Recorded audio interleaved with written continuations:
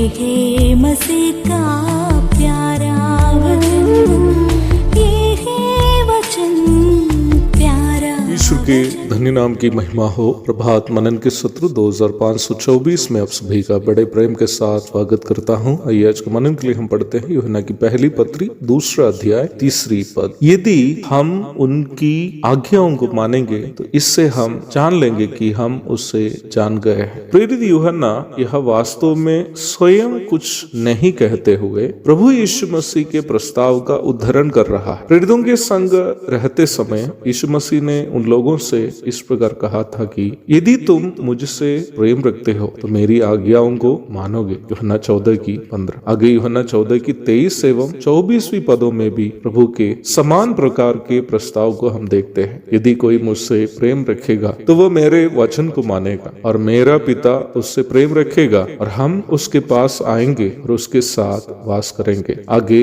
नकारात्मक परिप्रेक्ष्य में प्रभु ने इस प्रकार भी कहा, जो मुझसे प्रेम नहीं रखता वो मेरे वचन नहीं मानता। एक ही बात को अलग अलग परिप्रेक्ष्य में बोलने के द्वारा प्रभु निम्न बात का महत्व को यहाँ जोर दे रहा है। वचन अथवा यूनानी भाषा में उपयोग किया गया लोगोस शब्द एक ही समय यीशु मसीह को और पवित्र शास्त्र बाइबल को दर्शाता है। यीशु मसीह वचन का देह रूप है, यूहन्ना 1:14, और पवित्र शास्त्र बाइबल उसी वचन का लिखित रूप है, यूहन्ना 5:39, लूका 24:27 और 44। ये बात को साबित करने के लिए कि वचन से हमारा प्रेम और वचन का हमारे जीवन में लागूकरण ही है, यीशु मसीह से हमारा प्रेम का सबसे बड़ा प्रमाण अनेकों पद यहाँ तक यूहन्ना रचित सुसमाचार से ही हम निकाल सकते हैं। यूहन्ना 15:10 में समान प्रकार का एक प्रस्ताव जो प्रभु यीशु मसीह स्वयं कहा था हम देखते हैं। वहाँ हम इस प्रकार पढ़ते हैं, यदि तुम मेरी आज्ञाओं को मानोगे तो मेरे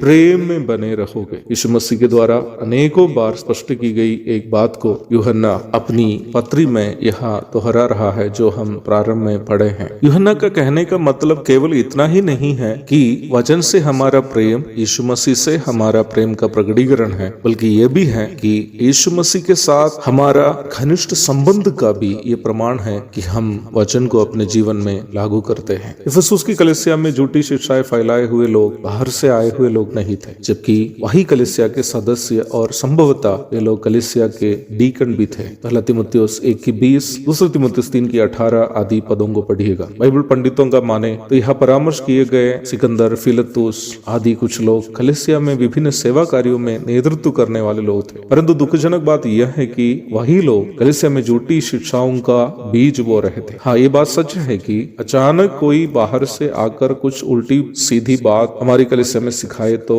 हम उसे जल्द स्वीकार नहीं करेंगे। अंदर के ही लोगों में कोई जिसका वहां के विश्वासियों के बीच स्वीकार्यता हो गलत बातें सिखाने की कोशिश करे, कलीसिया के कुछ लोग कम से कम उसमें फंस जाने की बहुत संभावना है। व्यक्तिगत लाभ के लिए कलीसिया को वचन की सच्चाइयों से दूर करने की कोशिश करने वाले कई तथाकथित अगुवे हैं। यदि विश्वासी लोग वचन की सच्चाइयों से अवगत नहीं हो तो ऐसे विश्वासी गलत बातों के प्रभाव में आकर विश्वास से भटक जाने की संभावना है। इसलिए प्रत्येक विश्वासी को वचन का सही अध्ययन करने का और उसे अपने जीवन में लागू करने का एक आदत होना जरूरी है। आप अवश्य प्रभु की बातों को याद रखें कि यीशु मसीह से हमारा प्रेम दिखाने का विकल्प वचन से प्रेम करना और उसे अपने जीवन में लागू करना ही है, क्योंकि वचन स्वयं प्रभु यीशु मसीह ही। एक और शुभ दिन की धन्य कामनाओं के साथ आज को मनन में समाप्त करता हूँ। प्रभु आप सबको आशीष दे।